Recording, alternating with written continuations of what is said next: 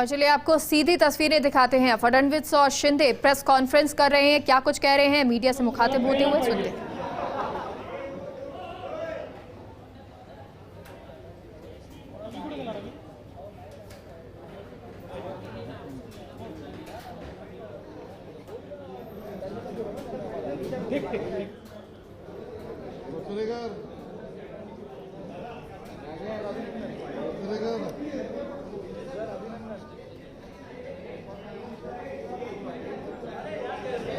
आपल्या सर्वांना कल्पना आहे की 2019च्या विधानसभेच्या निवडणुकीमध्ये भारतीय जनता पार्टी आणि शिवसेनेची युती होती आणि या युतीच्या माध्यमातून भारतीय जनता पार्टी त्यावेळेस 105 जागा जिंकली आणि शिवसेना 56 जागा जिंकली। अशा 161 जागा आणि काही अपक्ष असं मिळून जवळजवळ 170 लोक हे त्या ठिकाणी निवडून आले होते आणि साहजिकच ही अपेक्षा होती की भारतीय जनता पार्टी शिवसेना युतीचं सरकार तयार होईल। त्यावेळी माननीय पंतप्रधानांनी सर्वांच्या उपस्थितीमध्ये भारतीय जनता पक्षाचे मुख्यमंत्री बनेल अशा प्रकारची घोषणा देखील केली होती। परंतु दुर्दैवाने त्या निवडणुकीचे निकाल आल्यानंतर तेव्हाचे आमचे मित्र शिवसेना आणि शिवसेनेचे नेते यांनी वेगळा निर्णय घेतला आणि विशेषतः हिंदू हृदय सम्राट शिवसेना प्रमुख बाळासाहेब ठाकरे यांनी आज जन्म ज्यांचा विरोध केला आणि ज्यांनी हिंदुत्वाच्या विचाराचा विरोध केला, स्वातंत्र्यवीर सावरकरांचा विरोध केला, अशा काँग्रेस आणि राष्ट्रवादी काँग्रेस सोबत त्या ठिकाणी युती केली आणि भारतीय जनता पक्षाला बाहेर ठेवलं। हा खरं म्हणजे मॅन्डेटचा अपमान होता। जनतेने वोट हे महाविकास आघाडीला दिले नव्हते, ते भाजप सेना युतीला वोट दिले होते। पण त्या मॅन्डेटचा पूर्णपणे अपमान त्या ठिकाणी झाला आणि महाविकास आघाडी अस्तित्वात आली आणि गेल्या 2.5 वर्षामध्ये महाविकास आघाडीच्या माध्यमातून चालू असलेल्या इन्फ्रास्ट्रक्चरच्या कामांना स्थगिती, कुठल्याही प्रकारची नवीन विकास योजना नाही आणि त्यातच प्रचंड भ्रष्टाचार हा देखील आपल्याला पाहायला मिळाला। महाराष्ट्राच्या इतिहासामध्ये 2 मंत्री हे भ्रष्टाचाराकरता जेलमध्ये जाणं, मनी लॉन्ड्रिंगमध्ये जेलमध्ये जाणं एक अत्यंत आश्चर्याची अशा प्रकारची गोष्ट होती किंवा खेदजनक अशा प्रकारची ही बाब होती। एकीकडे माननीय हिंदू हृदय सम्राट बाळासाहेब ठाकरे सातत्याने देशाचा शत्रू असलेल्या दाऊदचा विरोध केला आणि दुसरीकडे त्याच्याशी संबंधित असलेला म्हणून मंत्री जेलमध्ये जातो तर त्याला मंत्रिपदावरून देखील काढण्यात आलं नाही। आणि एकूणच रोज सावरकरांचा अपमान, रोज हिंदुत्वाचा अपमान। ठीक आहे, शेवटच्या दिवशी संभाजीनगर झालं, पण ते केव्हा झालं?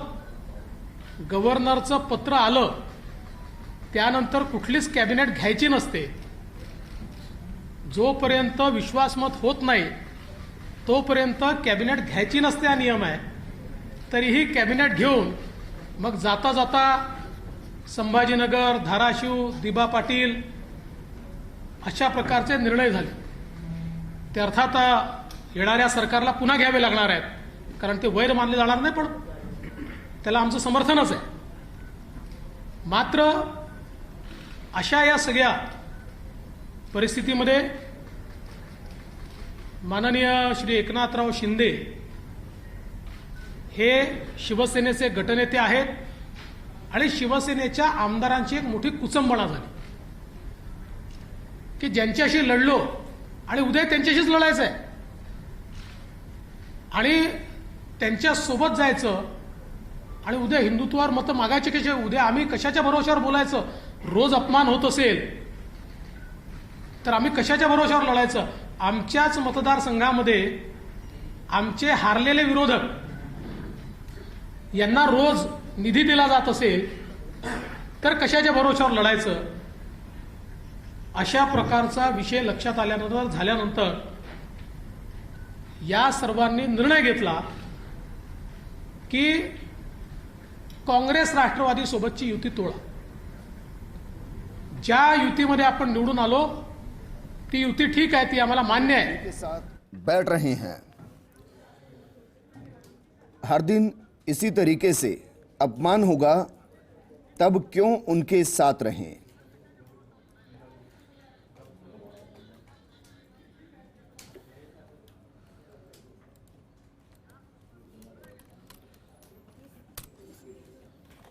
देवेंद्र फडणवीस मीडिया के सामने अपनी बात रख रहे हैं.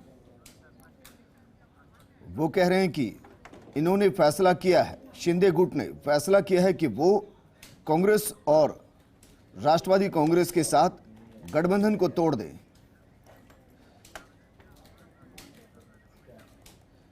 हम इस गठबंधन को तोड़ने को तैयार, हम राष्ट्रवादी कांग्रेस के साथ रहने को तैयार नहीं हैं.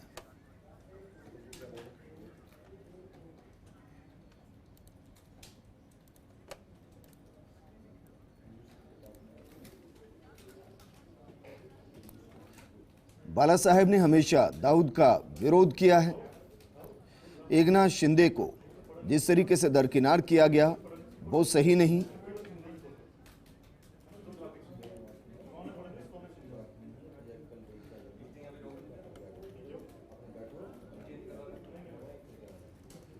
हमेशा जब मुझसे पूछा गया कि क्या ये सरकार पूरे 5 साल चल पाएगी, तो हमेशा यही कहा गया कि इस सरकार के बाद हमारी सरकार वापस आएगी. की आम्ही सत्तेच्या पाठीमागे नाही आहोत. और इसलिए आज मुख्यमंत्री पदाकरता आम्ही चालत काम एकनाथ शिंदे के नेतृत्व में ही तत्वांची लढाई, शिवसेना का विधायक गुट ही विचार बीजेपी के साथ है. आणि म्हणून भारतीय जनता पक्षाने हा निर्णय केला निर्दलीय उम्मीदवार और छोटे पार्टियों के विधायक भी हमारे समर्थन में हैं. वो समर्थन पत्र लेकर हमारे पास आए हैं. मुख्यमंत्री होतील. भारतीय जनता पार्टी ने सभी का सम्मान किया है त्यामुळे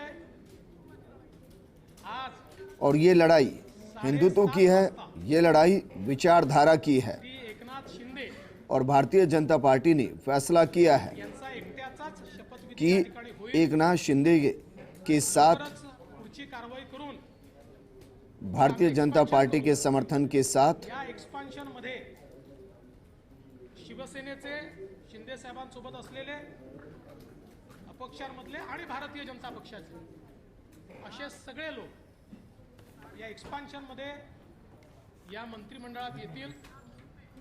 मी स्वतः बाहेर असेल, पण पूर्णपणे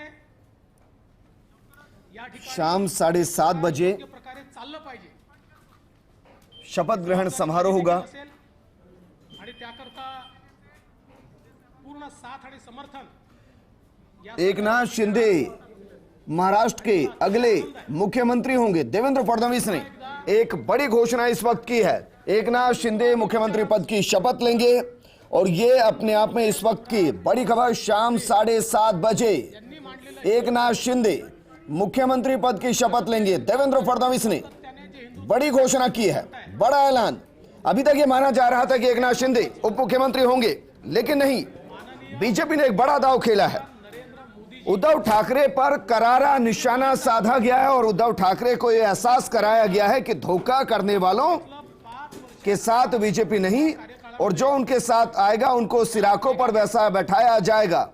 जरा देखिए, असम के अंदर जिस तरीके से कांग्रेस से आए विश्वास शर्मा मुख्यमंत्री बनाए गए, और अब शिवसेना से एकनाथ शिंदे को महाराष्ट्र का मुख्यमंत्री बनाया गया है। देश की सबसे बड़ी खबर, बीजेपी ने एक बड़ा दांव खेला है। बीजेपी ने एकनाथ शिंदे को मुख्यमंत्री घोषित किया है। शाम 7:30 बजे मुख्यमंत्री पद की शपथ लेंगे एकनाथ शिंदे। और जरा देखिए, इसकी घोषणा कौन कर रहा है? इसकी घोषणा कर रहा है देवेंद्र फडणवीस। वो देवेंद्र फडणवीस जो खुद मुख्यमंत्री रहे हैं, वो देवेंद्र फडणवीस जिन्होंने 2019 में फिर से मुख्यमंत्री पद की शपथ ली जब अजीत पवार उनके साथ थे। वो बीजेपी जो उद्धव ठाकरे को मुख्यमंत्री नहीं बनाना चाहती थी, वो बीजेपी जिसने शिवसेना से गठबंधन इसलिए तोड़ा क्योंकि वो चाहते थे कि बड़े भाई की भूमिका में महाराष्ट्र के अंदर वो ही रहे। बड़ी घोषणा की गई है। बीजेपी के 106 विधायकों के मुकाबले शिंदे गुट इस गठबंधन में न सिर्फ हावी दिखाई दिया, बल्कि बीजेपी ने दूरदर्शी सोच के साथ एक बड़ा परिणाम लिया है। एकनाथ शिंदे मुख्यमंत्री होंगे, इस वक्त की बड़ी खबर आपको बता रहे हैं। ये सरकार पिछड़े समाज को न्याय देने का काम करेगी। ये सरकार महाराष्ट्र के विकास में काम करेगी। एकनाथ शिंदे साहब का मैं अभिनंदन करता हूं, उनका स्वागत करता हूं, उनका आभार व्यक्त करता हूं कि उन्होंने महाराष्ट्र की जनता के विकास के लिए सोचा, हिंदुत्व के बारे में सोचा, और इसलिए हम उन्हें अपना मुख्यमंत्री घोषित कर रहे हैं। बिग ब्रेकिंग, महाराष्ट्र की राजनीति में इसे बड़ा उलटफेर कहिए या फिर दूरगामी सोच कहिए, जिसके जरिए अब शिवसेना को ही जीरो करने की तैयारी में बीजेपी महाराष्ट्र के अंदर मीडिया से मुखातिब हो रहे हैं। देवेंद्र फडणवीस सबको मंजूर भी था, किंतु चुनाव के बाद शिवसेना के नेताओं ने यह निर्णय किया कि हिंदू हृदय सम्राट शिवसेना प्रमुख बाला साहेब ठाकरे जी ने जिन विचारों का जीवन भर विरोध किया, जीवन भर जिनसे लड़ाई की, और जिनके बारे में वो कहते थे कि अगर इनके साथ जाना पड़ा तो मेरी दुकान बंद कर दूंगा, ऐसे लोगों के साथ अलायंस किया। और उसके बाद 2.5 साल हमने एक सरकार देखी जिसमें न कोई तत्व थे, न कोई विचार था, न कोई गति थी, न कोई प्रगति थी। जो सरकार चालू इंफ्रास्ट्रक्चर के प्रोजेक्ट्स को बंद कर रही थी, जो सरकार लगातार भ्रष्टाचार के आरोपों से लिप्त थी, जिस सरकार के 2 मंत्री मनी लॉन्ड्रिंग में जेल में गए, दाऊद के साथ रिश्ते, इसका आरोप मंत्री पर लगा, बावजूद उसके जेल में जाने के बाद भी उनको मंत्रिमंडल से हटाया नहीं गया। तो एक प्रकार से पथभ्रष्ट ऐसी सरकार भारतीय जनता पार्टी ने, जिसको लगातार विरोध किया, ऐसी सरकार शिवसेना के माननीय उद्धव जी के नेतृत्व में कांग्रेस एनसीपी की सरकार चली। और इस सरकार के चलते शिवसेना के विधायकों में बड़ा रोष था। उनको लगता था वापस वोट मांगने जाना है, और आज तक जो बातें कही उसके विरोध में काम हो रहा है। जिनके खिलाफ जिंदगी भर लड़े, उनके साथ बैठे, वोट कैसे मांगेंगे? साथ ही में उनकी कॉन्स्टिट्यूएंसी में उनके खिलाफ जो हारा उसको पैसा मिलता था, फंड्स मिलते थे, और ये सारी चीजों से एक बड़ा अनरेस्ट था। और उसके चलते श्री एकनाथ शिंदे जी के नेतृत्व में शिवसेना के विधायकों ने एक ही मांग की कि कांग्रेस एनसीपी के साथ हम नहीं रह सकते और ये गठबंधन तोड़ा जाए, किंतु उनकी मांग मंजूर नहीं हुई। माननीय उद्धव जी ने हिंदुत्व छोड़ दिया, विचारों को छोड़ दिया और अपने विधायकों से ज्यादा कांग्रेस और एनसीपी की बात दिल को लगाकर रखी और उन्हें ही महत्व दिया। इसके चलते इन विधायकों ने अपनी आवाज बुलंद की। मैं इसको बगावत नहीं कहूंगा, ये आवाज बुलंद की और आवाज बुलंद करके इन विधायकों ने ये कहा कि आप बाहर निकलिए, नहीं तो हम इनके साथ नहीं रहेंगे। और ऐसे समय जब सरकार के पास बहुमत नहीं रहा और मुख्यमंत्री जी ने इस्तीफा दिया, तो हम ये लगातार पिछले 2.5 साल में कहते थे कि अंतर विरोध से भरी हुई सरकार है।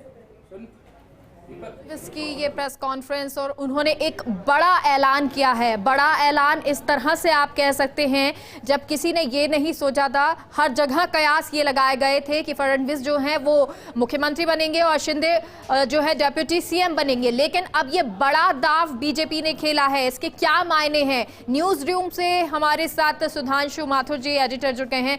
सुधांशु जी, ये दाव बीजेपी का और ये कह के कि हम सत्ता का लालच नहीं रखते हैं, हिंदुत्व को आगे बढ़ाना है, क्या इसके मायने कि शिंदे को सीएम पद ऑफर कर दिया गया है? सीएम पद अब शपथ जो है वो सीएम की लेंगे शिंदे।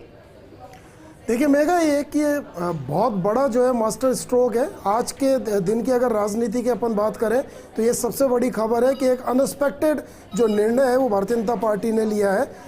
अभी तक ये माना जा रहा था, सारे विश्लेषण जो है वो भारतीय जनता पार्टी के पक्ष में थे, सारे प्रिडिक्शन भारतीय जनता पार्टी के पक्ष में थे कि भारतीय जनता पार्टी के फडणवीस जो है वो मुख्यमंत्री बनेंगे। और जिस तरह से वो फ्रंट फुट के ऊपर आकर और उन्होंने इस पूरा जो एक चौसर जो बिछाई और उसके अंदर ये लग रहा था कि कैप्टन की भूमिका में फडणवीस खुद रहेंगे और जो शिंदे और उनके साथी हैं वो सरकार बनाने में मदद करेंगे। लेकिन सबसे बड़ी खबर यह है कि किस तरह से, जैसे हम कहते हैं कि राजनीति अनप्रिडिक्टेबल होती है, उसके अंदर आप आखिरी टाइम तक प्रिडिक्शन नहीं कर सकते हैं कि कल क्या होगा या अगला कदम क्या होगा। तो ये ठीक उदाहरण उसी तरह से सामने आया कि जिस तरह से खुद फडणवीस ने जो है वो प्रेस कॉन्फ्रेंस के अंदर, जब ये सब लोग मान रहे थे, सब इंतजार कर रहे थे कि ये घोषणा होगी कि वो स्वयं मुख्यमंत्री होंगे और शिंदे उनके जो है सहयोगी के तौर पर डिप्टी सीएम होंगे, लेकिन खेल बिल्कुल उल्टा हुआ।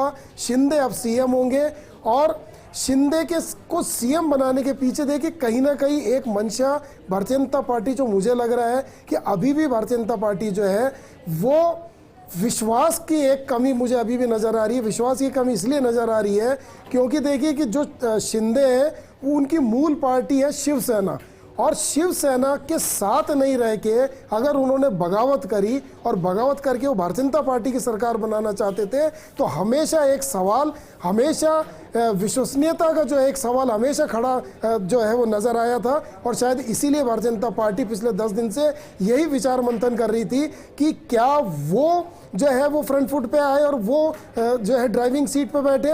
लेकिन मुझे लगता है कि भारतीय जनता पार्टी के जितने भी रणनीतिकार हैं, चाहे दिल्ली में हो चाहे मुंबई में हो, कहीं ना कहीं एक सवाल हमेशा मुंह बाए खड़ा था कि क्या शिंदे पे विश्वास किया जा सकता है या शिंदे की सेना पे विश्वास किया जा सकता है। लेकिन आज का निर्णय बता रहा है, हो सकता है सबके अपना अपना विश्लेषण हो, सबके अपने अपने प्रिडिक्शन हो, लेकिन मेरा विश्लेषण ये कहता है कि अभी भी शिंदे और उसकी सेना पर भारतीय जनता पार्टी विश्वास नहीं कर पा रही है।